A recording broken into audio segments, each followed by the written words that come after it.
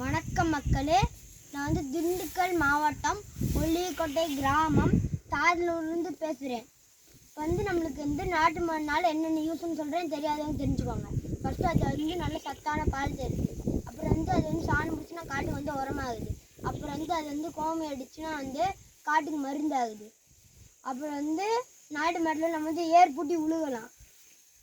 இப்போ நாட்டு மாடு போய் சொல்லிட்டேன்னா, சிந்து மாடுனால நம்மளுக்கு என்னென்ன கெடுதல் அப்படின்னு சொல்கிறேன், தெரியாதவங்க தெரிஞ்சுக்கோங்க. ஃபஸ்ட்டு அது வந்து எத்தனை லிட்டர் பால் கொடுத்தாலும் அதோட பால் வந்து சத்தானது கிடையாது. அதனால் சர்க்கரை நோய், ஹார்ட் அட்டாக், சில பல வியாதிகள் வருது.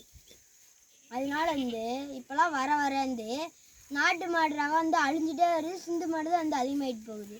அதனால நம்ம நாட்டை விட்டு சிந்து மாடை அழிச்சே ஆகணும். அதனால் வந்து மாட்டை காப்போம்.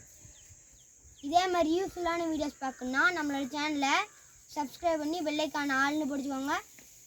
நன்றி, வணக்கம்.